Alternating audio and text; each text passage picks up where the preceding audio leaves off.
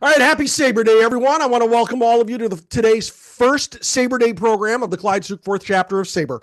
I am Bruce McClure, the chapter chair, and we always hold our meetings in conjunction with the Gardner Waterman chapter of Sabre in Vermont, Dr. Clayton Truder, chair.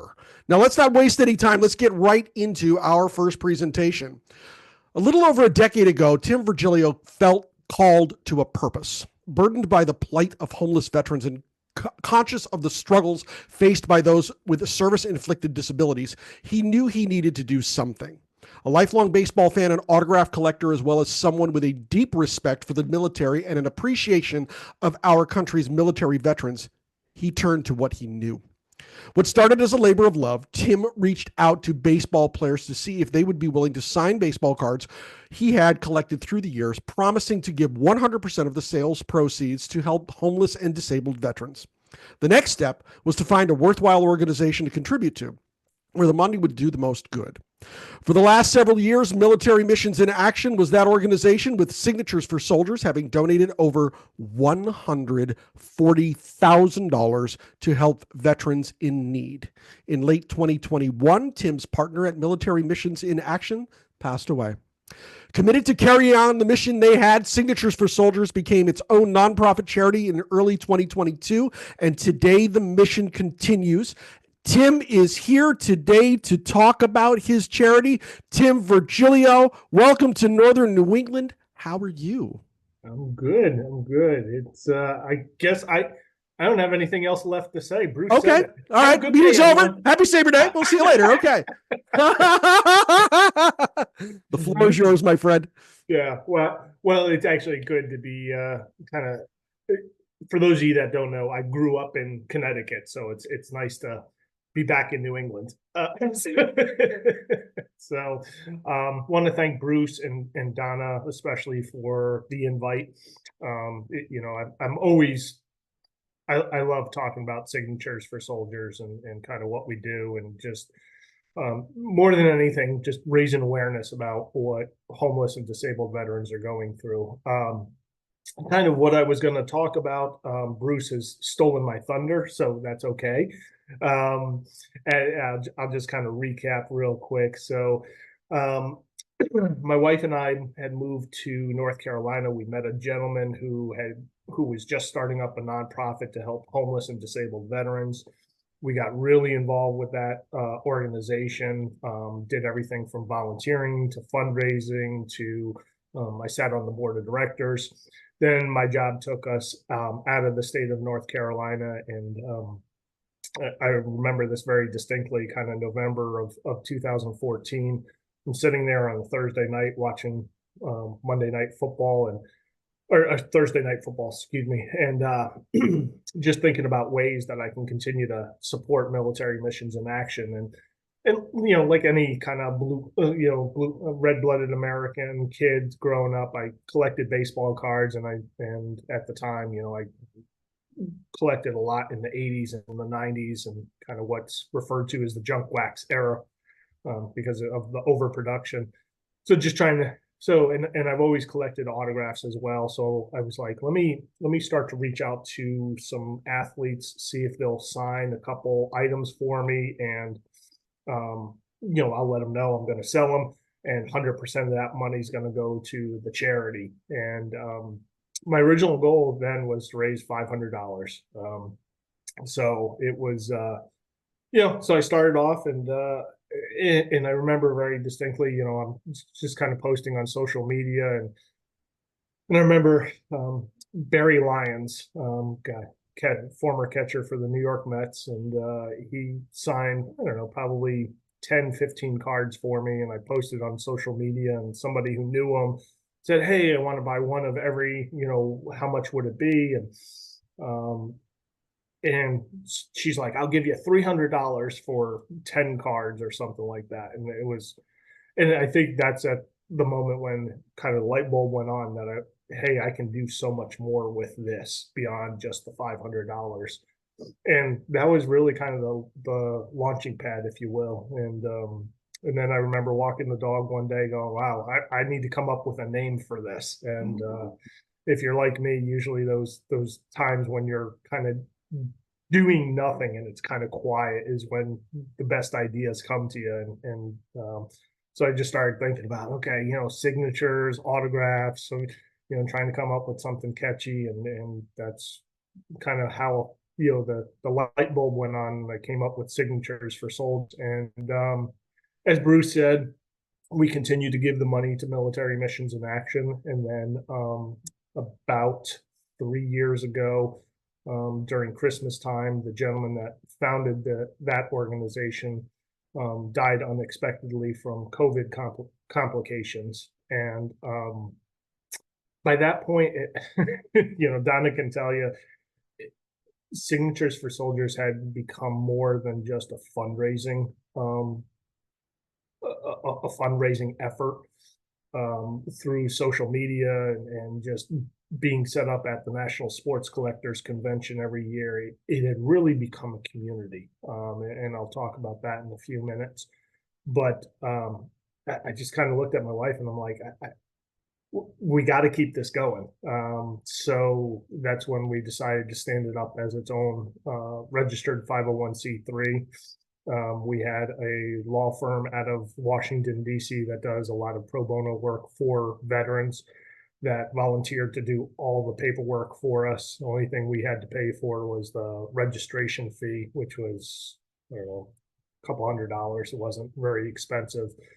So, so really, we continue to remain an all volunteer nonprofit. I literally take no money from this. My wife and I have full-time jobs that pay our bills, and 100% of what we take in either will kind of pay for the administrative operations, which kind of really right now our two big expenses are a storage unit that I have to rent because we have that much inventory, and in postage. Postage is a big expense for us. So those are our two big expenses. Otherwise, 100% of the money is helping homeless and disabled veterans across the country. Going back to the community, it's I think when it really hit me was we in 2018, Signatures for Soldiers got invited to set up at the National Sports Collectors Convention in Cleveland. And that was the first year that we did that. And by that time, we kind of built up somewhat of a following on social media. And I remember there was a Purple Heart Iraq War veteran who lives in the Cleveland area. And I was like, hey, I reached out to him and I said, hey, do you want to come and hang out at the National for a day and just kind of take a break from life type thing? And he's like, yeah, I'd really like that. I'm like, all right, just get here and I'll get you in, and we'll have fun. And so he shows up, and the first time I had met him in person, and we talked for a little bit, and he looked at me and he said, Tim, he said, you have no idea what this means to me. And I said, get out of here, no big deal, no big deal. He goes, Tim, he said, you literally saved my life. He said, the day you reached out to me, he said, I was making plans to kill myself. And I don't know. I'll just never forget that. It was just, that was really something that just hit home, that I was like, we're doing so much more than just raising money. And sorry, it's still okay. It's okay. It still kind of gets to me. But I don't know, we've done so much good with this, and my wife and I talk about the organization now, and we genuinely believe that people want to help, but there's kind of two problems with that. One is either they don't know how to help, or two, they feel like what they're able to give isn't going to make it a real difference, so they just choose not to. And Bruce had shared earlier, the Fred Lynn signed card, that's really kind of what we do. We, most of our inventory is cards, but it is expanded into so much more. It's been, pretty much you name it. If it can be signed, we've got it's been donated, and we, if it can make $1, we sell it. And it's just really been amazing to see people get behind this. And to date, we're up over $350,000 in total money raised since November of 2014. People hear that number and they're like, wow, that's great, that's wonderful, but I think they automatically think that it's 300 $1,000 items, and it's not. It's literally $2, $3, $4, $5 items. It is really kind of the bulk of what it is. And what people have come to realize is that, okay, you know what, today, with the way the economy is, I can spare $5.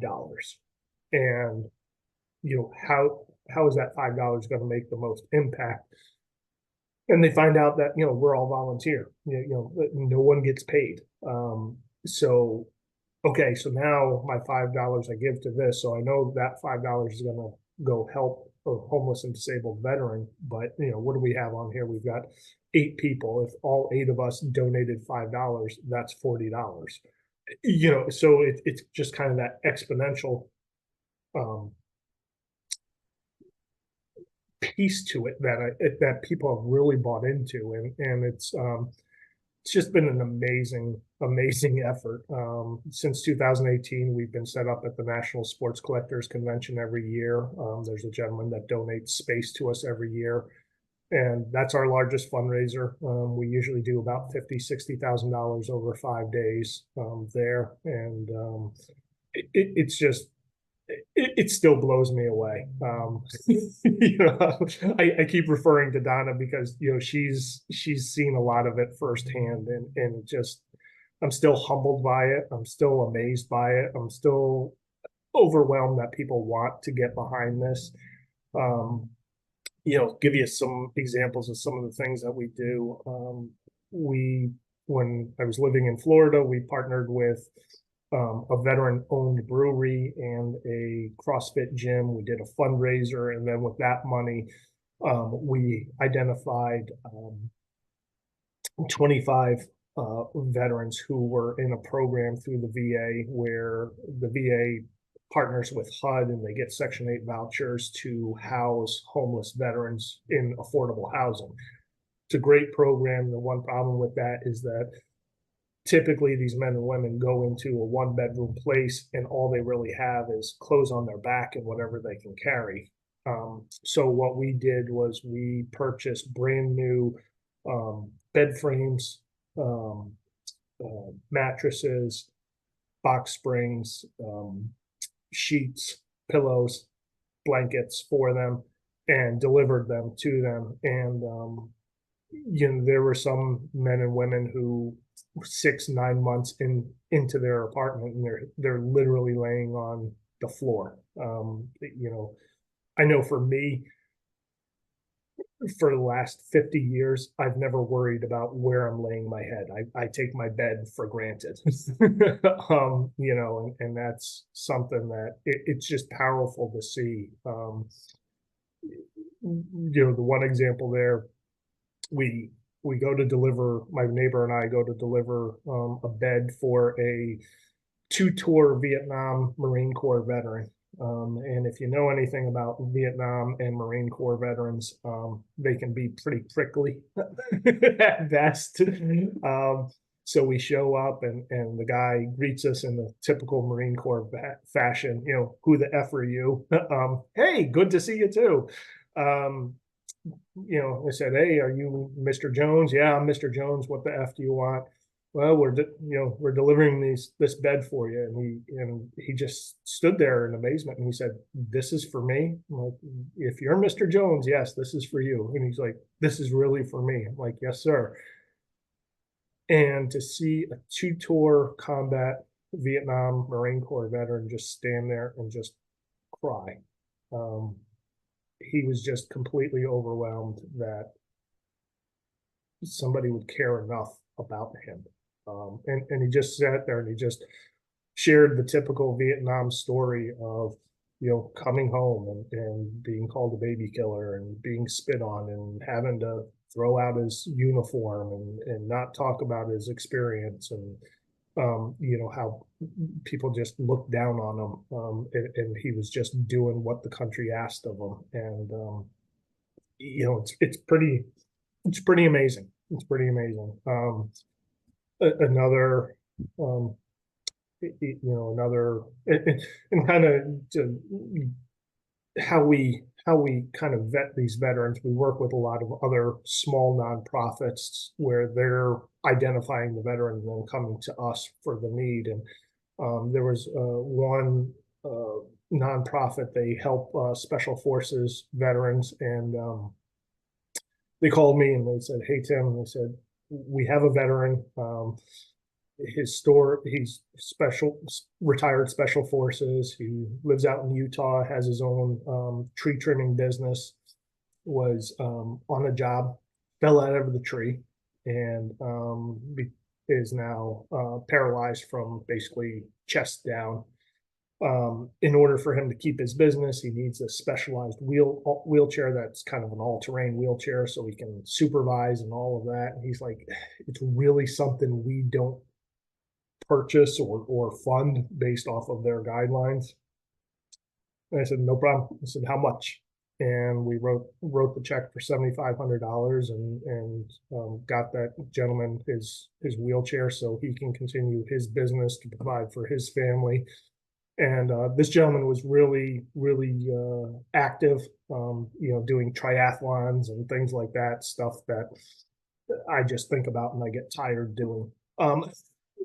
So and has kept in touch and has sent a great thank you letter with a picture of him in the wheelchair. He's sent me video of him being out on trails and just talked about how the wheelchair is more than just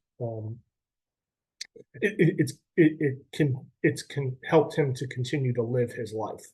And so it's just really, those little stories are just really kind of extremely impactful. And those are kind of some of the bigger things. Some of the smaller things we've done, veterans who have just kind of fallen on hard times and gotten behind on rent, or gotten behind on utilities, or need gift cards for food, or just things like that. So really what my wife and I wanted to do with this organization is not recreate what's already out there, but to fill the gaps between organization A and organization B, because a lot of these organizations have so much in writing saying this is what we do, this is what we don't do, that we've kind of we've purposely have kept it fluid so that we can fill those gaps.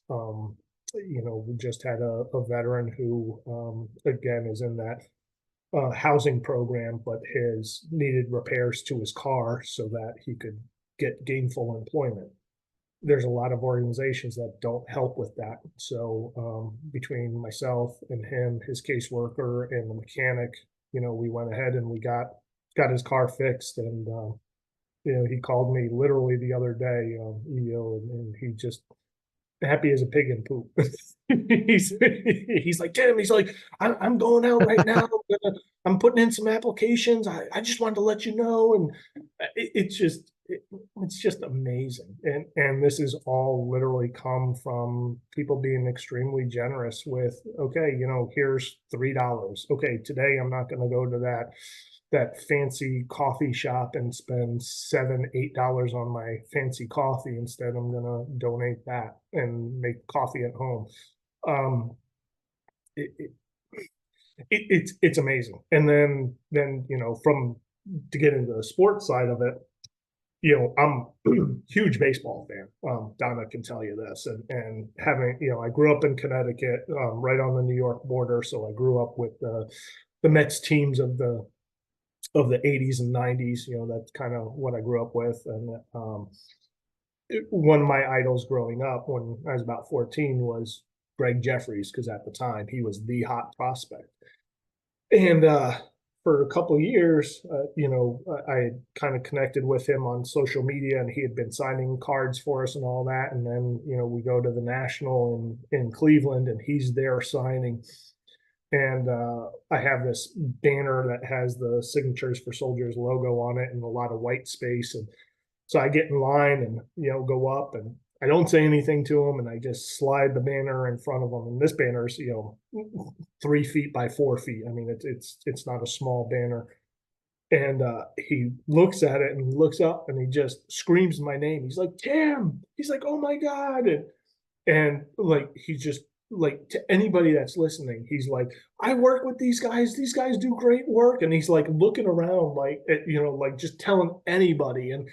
And I said, hey, Mr. Jeffries, I just want to say thank you for, and I reach out my hand. He's like, no, come here. And he comes around the table and gives me this big bro hug, like we've known each other forever. And I looked at him, I said, all right. And he's like, and it's Greg, call me Greg. I said, all right, Greg. And I said, I'm going to share a secret for you. I said, the 14-year-old in me is geeking out right now. And he just started laughing. But what's been really cool is that, we, as fans, we sit here and we see these men that are just, they're the absolute 1% of their top 1% of their profession. They are the best of the best. And to find out that they're even better human beings than they are athletes is really amazing. I can't, I mean, I could bore you with story after story. Mitch Williams, growing up a Mets fan, I was not a Phillies fan at all. And Mitch Williams, famous reliever for the Cubs and the Phillies. I reach out to him and I'm like, hey, this is what I'm doing. Would you sign? And he's like, absolutely. And I'm like, great. I'm like, how many cards may I send you? And he's like, send me whatever you have. I'm like, well, I've got, in my personal collection, I've got like 120 of your cards. He's like, send them all. He's like, Tim, he said, I will sign until my left hand, for you, I will sign until my left hand falls off. Then I'll start signing with my right hand. And you don't, and I know these individuals get asked a lot of them, from, would you do this? Would you invest in this? And to try to just to know that they do those types of things to help our men and women who have served in the military, who've come back and for whatever reason need some additional assistance it's just amazing.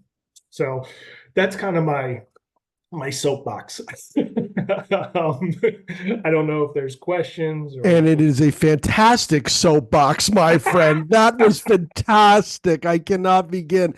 I'm sitting here and I'm listening to all of this, and one question comes up, then another question comes up, then another question comes up, and there's just so many layers to your work and this charity and the things that you're talking about today that, I mean, we could be here for hours. But now I might have missed it when you started out today, and we've got comments and questions that we're going to get to in just a minute. But are you a vet yourself? No, it's funny. I get asked that a lot. People are like, oh, what branch did you serve in? I'm like, I didn't serve. My father served in the Air Force before I was born. My wife and I obviously have friends and family who have served and are serving. My daytime job, I'm actually a licensed clinical social worker by trade. And that makes perfect sense, actually. Yeah, that makes perfect sense. And by, and basically the last 19 years, I've worked for a particular part of the federal government that helps veterans. I'll leave it at that. So this is really kind of taking my work passion and my hobby passion and just really combining the two. Because I remember being a kid collecting cards, and at that time, oh, I'm going to be rich on this, on this Will Clark rookie card or whatever, and I remember thinking, when I die, I'm going to will it to some organization and make a difference and all that, and that was one of the things I thought about was like, why am I waiting until I'm dead? Why am I waiting until I'm dead to make that difference? And that's really kind of been, kind of peek behind the personal important that I don't share very often. I got to ask you, because you mentioned it earlier that you're from Connecticut. Molly grew up in Connecticut, and I lived in Connecticut for decades. Whereabouts are you from in Connecticut? Do you So are mind me you asking? stealing all my questions now? All right, Molly, go ahead. So first of all, yes, I was curious as to where you are from Connecticut because I grew up in West Hartford. I was born and raised there, and that's where I had my first actual teaching job, was in the same district I was raised in. So where are you from? Yeah, so both my parents were born and raised in the Bronx. So my dad grew up with the Yankee dynasties, and so I was born in the Bronx but raised in Danbury, Connecticut. So Okay. right on the New York line in Fairfield County. Yep. Yep. House I grew up in is actually right on the Danbury New Fairfield line. So Okay. Well, yep. I grew up in a family that was I grew up in West Hartford, so like smack in the middle of the state. Yep. And half the family was Yankees and half the family was Red Sox. So it was a very interesting dynamic when you went to sit down to watch baseball. Yeah. For me, it was I was one of the few Mets fans because in that area, people were either Yankees fans or Red Sox fans. So Yep. yeah. So I actually grew up in a military family. Dad was he worked on planes. He was like in the reserves Okay. during, I believe it was Nam. I forget. Yeah, I think it was Nam. And my grandpa was a World War II vet who was off the coast of Normandy during Normandy, didn't go ashore. Really fun story with that one. And I have a second cousin who flew Hilo 1 for Bush, and Marines, and is gone up the ranks in time. I was just wondering, like, do you get any either active servicemen or retired servicemen or women who are better off that come and help your organization? Oh my God, yeah, absolutely, absolutely. It's what's been amazing is so the card collecting and autograph collecting community, people often refer to it as the hobby, is kind of Yep. the nickname it gets. And in the hobby, what I did not realize is how many veterans are actively involved in the hobby. And it's amazing to see, folks, who are living comfortably and have the income to be able to do this as a hobby type thing. As soon as they find out what we're doing, they're like, how can I help? And the help, it looks different on so many different levels. For Yeah. example, when we were trying to stand up as a nonprofit, there's just a ton of paperwork that needs to be done. And how we got connected to the law firm was actually through a veteran in the hobby community. And he said, hey, I know a guy who works for this law firm. Let me connect you. And so, so like there's help like that. A lot of collectors, both veteran and non-veteran, they're like, hey, can we donate items? And we get stuff from, unsigned cards to signed cards to signed photos, equipment. It's amazing what we get. So, and then obviously then there's the monetary donation as well. At the National Sports Collectors Convention, if you're not familiar with it, it's the largest convention of its kind in the country. This year it's going to be in Chicago, so it's going to be about 650,000 square feet of floor space. They get 100,000 people over 5 days. I mean, it's extremely busy, and so I have a couple friends that come and help me. My wife comes and helps me, and then we get volunteers. They're like, hey, can I help out for a few hours? Can I help out for a day? Can I help out for the week? And so it's a lot of, it looks very different. It's a lot of different layers, but yeah, absolutely. I was just wondering, have you ever reached out? So we're in the western part of our state. We're about a half hour from the border of Vermont. And Okay. there's a huge VA hospital there and a huge VA base there. And I was just wondering, have you ever reached out to the VA hospitals or the bases to like try and promote your cause for. Yeah, yeah, and so like the example that I gave with the beds for the veterans that were formerly homeless. So yeah, so that's exactly how we identified those veterans. So there's a program through the VA called the HUD-VASH program, and Housing Urban Development Veterans Affairs Supportive Housing is what HUD-VASH stands for. But so what they have is they get the vouchers from HUD, they screen the veterans, get them into affordable housing. And so when we were coming up with this fundraiser, I reached out to the coordinator for that program and said, hey, this is what we want to do. Can you identify 25 veterans who need beds? And they were like, absolutely. So, so we do kind of, that's how I try to, instead of me sitting here going through tons and tons of paperwork trying to vet who we should help, who we shouldn't help.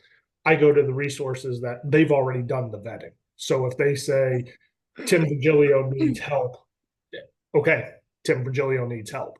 So yeah, so we definitely do a lot of that as well. We've gotten support from VFWs, American Legions. We've had those organizations reach out to, local chapters reach out to us and say, hey, we have a veteran in need. For example, I know there was one VFW reached out to us and had a veteran who needed repairs. So he was a World War II veteran and needed repairs on his roof. Otherwise, his insurance was going to drop him, his homeowner's insurance. So we helped to fund the repairs to the roof because he couldn't afford that. So it's just things like that, Well, thank you so much for coming, and it was really, really wonderful learning about your story. Thank you. Thank you, Molly. Appreciate it. Tim, that's my long-suffering wife. I'm not she's shaking her suffering. head. She is. I just have bronchitis right now. I've dragged her through baseball stadiums and whatnot for years now. The poor woman. Everybody should feel bad for her. I mean, really. She can commiserate with my wife. So Perfect. I've done the same thing. I got Donna. I'm all good. Tim, what's your inventory of cards like, and how? I know you sell at the National. Yeah. Are there other avenues of sales that you have for cards? Yeah, so just cards alone, we probably have like just signed cards. I'll just stay with signed cards. I won't get into unsigned stuff because that's a lot larger. Signed cards, we probably have, let's see,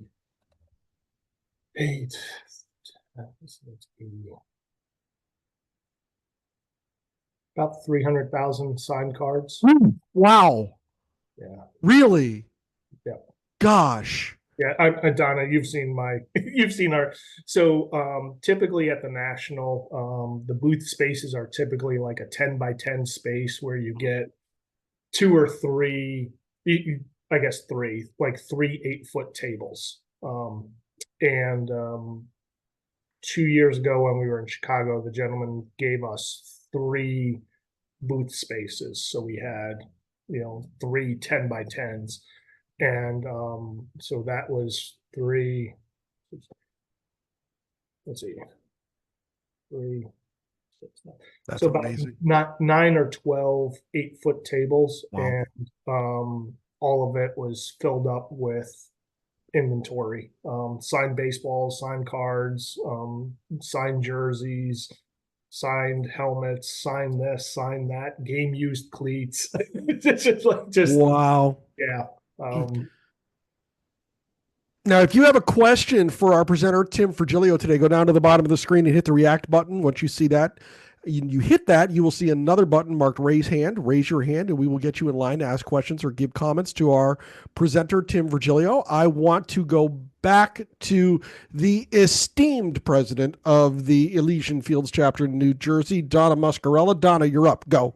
So I just want to give people a perspective as somebody who's been supporting this organization. Tim talked about what it's like at the National and how much money gets raised there. And yes, there are the bigger ticket items. And when I say bigger ticket items, they're still not like astronomical. I mean, Tim he could charge way more than he does for this stuff. So he's doing the hobby a service too by not, marking things up substantially. But in addition to the bigger ticket items of the helmets and the cleats and the jerseys, there's still the $2, $3, $4, $5 cards. So when Tim says that he raised, what was it at 2023? That was the year that you crossed 250 while I was there, which was Yeah. insane. But yeah, we did about, I think we did about $60,000 there. And when I tell you that table is hopping from open to close, and you think about how many $2, $3, $4 items you have to sell, even with throwing in the $300 helmet and the $500 jersey or whatever, how much you have to sell. And one of the things that I thought was the coolest about that whole experience is every time I went back to the table, there was a different hobby person there that I knew that I had never met in person. Like, it was the first place that I met Eric Hecker. It was the first place in person. It was the first place that I met Eric Norton in person. It was the first place that I met Kelly, whose last name I don't know, in person. And all these people like, oh, blah, blah, blah, blah. And the community that is behind this is just absolutely amazing. And I met Tim because of a post he made on Twitter, I don't know how many years ago. And it was really, really early on. Like, and next thing you know, like, I'm at work one day and I posted him, I DM'd something. He's like, I'm gonna call you.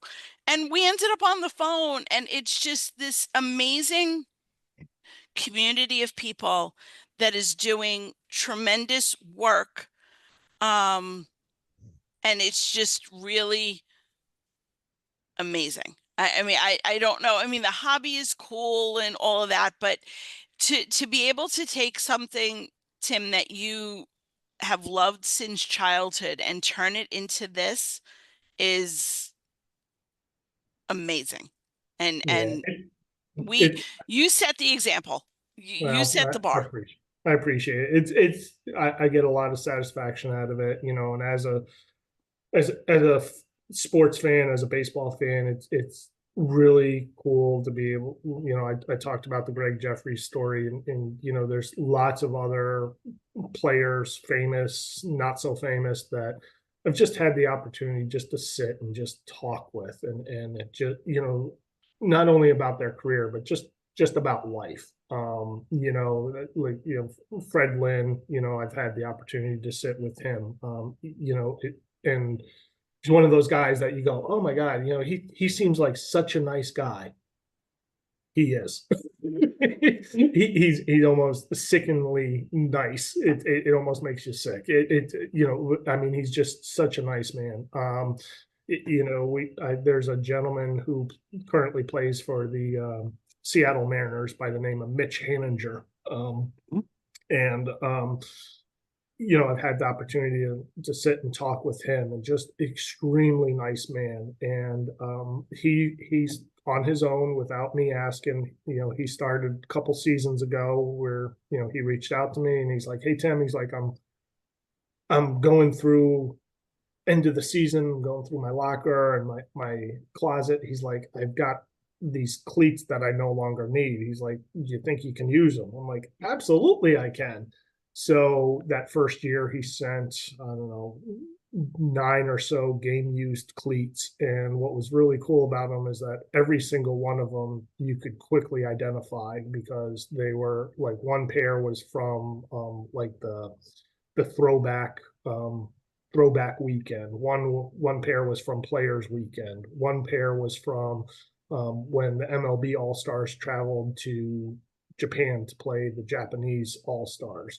So it just things like that. And then the next year, without asking, another 6, 7, 8 pairs show up at the end of the season. And it's so, and then, this last season, I saw him at a game and he's like, I meant to bring you some stuff. He's like, when I get back to Seattle, I'll send it to you. I'm like, oh, no rush. So he sends me again. It's a whole bunch of his cleats. And what he shared was he had box at his locker that he was putting his game use cleats in for me, for us to use. And a couple of his teammates came walking by and they're like, what, what's this for? So he tells them, and next day they're walking by and they're dropping in cleats. And, one of the players sent his cleats from Mother's Day weekend. And actually they were playing the A's in Oakland, and he hit a game-winning home run on Mother's Day. So it's just like, just kind of be able to kind of do that type of thing. And it's just amazing. My wife and I were living in St. Petersburg, Florida, which we lived literally 10, 15 minutes from Tropicana Field where the Rays play. And a couple seasons ago when Adam Jones was still with the Orioles, I have the game on TV. The Orioles are in town playing the Rays. I have the game on TV, and I'm just messing around on Twitter, and all of a sudden a message pops up, and it's Adam Jones, and he's like, "Hey, I really love what you're doing. Want to help out?" And I'm stunned. I'm looking at my phone. I look up at the TV. I'm like, "Wait a minute." I'm like, "They're playing right now." I'm like, "Shouldn't you be playing right now?" He's like, "Yeah." He's like, "I'm not in the lineup, so I'm just hanging out in the clubhouse. Thought I'd reach out to you." So it's just things like that that are just really, really amazing. So sorry, I get off on a tangent. It's wonderful. It's wonderful. It's Donna. Blame Donna, but the grassroots nature of it, right? Like, Tim, you're not going out and doing giant advertising. This is all tweets and word of mouth.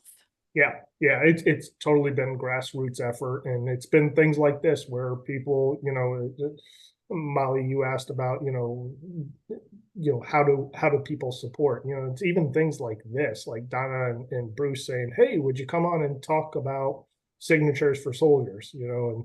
And as I talked about, my wife and I, literally today is day 7 that we've been in Texas, and my wife's like, "Oh, I want to go explore." I'm like, "Okay, great. Like, I got a call at 8:00. After that, I'm yours." This just confirms what my friend Anna DiTomaso from the Baseball Bucket List says frequently. Baseball people are the best people. That one statement that she made years ago, which I think she actually made it on my appearance on her podcast, just stayed with me the second that she uttered it. But before I forget, I want to ask you, Tim, are you a SABR member? Because I don't see you in the SABR community role. No, I am not. You're gonna be. You're gonna be. Yeah, I'm gonna take care of that. You're gonna be. I'm gonna talk to somebody on this weekend on that. Molly, go. Of course, she had to catch me mid-set, but anyways, I was wondering, do you have like an online store where people could buy cards? Yeah. So yeah, thank you. Bruce had asked this, and I got off on a tangent. So thank you for that. So really so I started doing a lot of the sales via social media, Facebook and Twitter and that type of thing. There is, I can share it with Bruce, and he can share it with everybody else. But now there's a website. It's district.net. So it's an online community where basically you can kind of set up your own community, and there's nothing, it doesn't cost anything to join or anything like that. So you sign up in district, and then there's everybody builds their own community, so to speak. So you can join different communities, and they sell everything. I mean, anything that's collectible gets sold on there. So I've set up a district page where before our move, I was really starting to upload images of all the cards and inventory and things like that. That got put on hold towards the end of September because unfortunately we lived in a flood-prone area. Hurricane Helene came through, put 3 feet of water in our house. So we've been displaced up until literally this time last week. So now I'm getting I'm starting to get the inventory back up. But yeah, so I post all of the stuff on there, and have the price of what I'm asking for each card. a flat five. So the first card is a flat $5 shipping and handling, and then each card thereafter is $1. Is you add on $1. So I try to just make sure that we're covering the expenses of the shipping costs. But that's really that's the goal this year, is really to get that kind of fully functional and have all the inventory there. So as you can imagine, it's going to be a little bit of a process, but I'll get it done. Let's go to Dixie Tarango. Dixie, you're up. Show him while you're talking. Show him that pennant. I want to know where you got that thing, man. I saw that. That's nice. At the 50th convention in Baltimore. Man, I didn't see that when I was in Baltimore. I feel left out. I'm sure they have more somewhere. I'll bet they do. Go ahead, Dixie. You're up.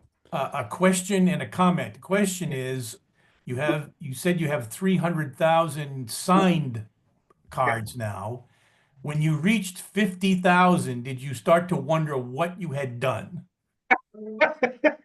I wonder that every day. I'm like, man, what, but seriously, I do think about that. I'm like, oh my God, I'm like, well, what have I done? Not in a regretting, from a regret.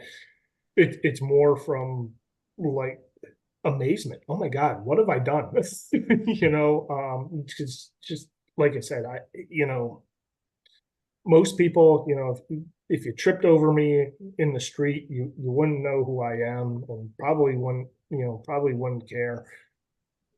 Just to have so many people just get behind this, and it is just, I'm not even important in my own head. So it's just to have so many people that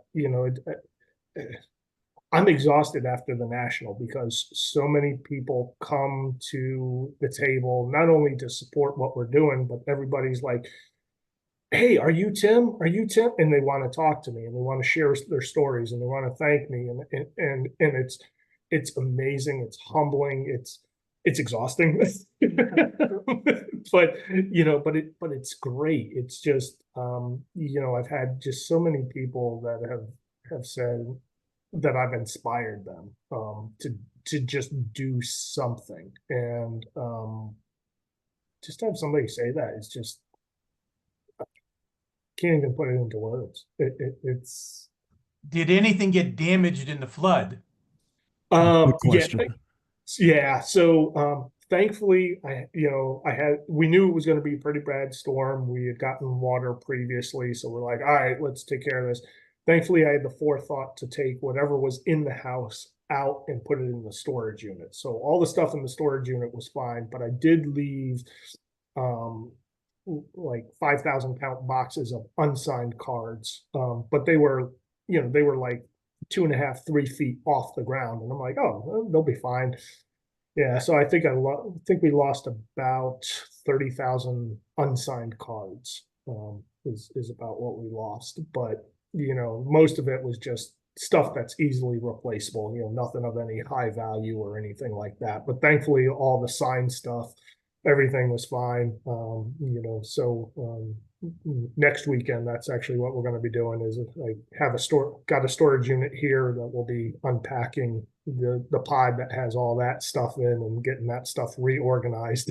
So that'll be a bit of a project, but yeah, no, thankfully, I had some forethought to say, let's move some of this stuff. When you go to Chicago for the convention, how many times have you been to Chicago? So this will be this year. Let's see, we've been Chicago, Cleveland. Donna says 3. Yeah, I think this will be the 3rd time that we'll be there. Well, have you ever been to Lou Mitchell's Diner? No, have not. I'll have to look into that. Lou Mitchell's Diner is not the best place in Chicago to have breakfast. It's the best place in North America to have breakfast. That's good. I'm a breakfast guy, so that's you have to go. You absolutely have to, on West Jefferson Street. just past the Willis Tower. You just have to go there one time to see what it's like. Okay, we'll definitely look into that. So, All right, Tim, tell them the website, tell them how to get in touch with you. yeah, so our website is signatures, the number 4soldiers.com. On there, Molly, you were asking about kind of the website. There's a link on there that you can click on, and that'll take you directly to the district website for our inventory, what's currently up there. We're on, I guess it's now X. We're on X. It's at SIGS, SIGS number 4 soldiers, and also on Facebook and Instagram. So if you just search those for signatures 4 soldiers, FOR, it'll show up there. And our best email to reach me at is signatures4soldiers, all spelled out, and the 4 is FOR at yahoo.com. Molly had an idea that she was probably going to run across you, so I'm glad you got the email address and whatnot out there so that she can grab that and get in touch with you. But all right, guys, let's get some coffee. Let's get some brunch. We're going to get back at it at 12 noon Eastern. What do you say? Vanessa Ivy Rose is going to join us with her spectacular presentation entitled Hall of Fame DNA, the legacy of baseball legend Turkey Stearns. This is one of the most anticipated meetings of SABR Day, and you're going to regret missing out. If you need a sign-up link, it's in the chapter meeting booklet distributed each Monday, and it's also available at sabr.org/SABR Day. I'll be And lunching finally, at if you're- Fenway. What's that? I'll be lunching at Fenway. Oh, come on. Gotta do it. You're killing me. All right. Have a good lunch at Fenway. Tell everybody I said hi. I got to get a hold of everybody too down there. But all right, finally, if you're a baseball fan watching on YouTube and you like what you see, please like this video and subscribe to our channel to be alerted to each of our weekly uploads. And if you are not yet a member, you need to join the Society for American Baseball Research, the premier baseball community. Offering an amazing baseball buffet of options to explore your fandom, SABR boasts more than 35 different research communities, over 80 regional chapters, and innumerable opportunities to connect with baseball minds across the world. For more information, go to sabr.org/join today. Tim Virgilio. Oh my goodness, you're amazing. Thank you very much. You're an example in this community. Thank you. Thank you again for having me on and allowing me to kind of talk about what we do. My pleasure. Thank you very much for doing this for us. And we're going to get everybody out of here. We're going to see you till 12 noon. So we'll see you in a little while, everybody.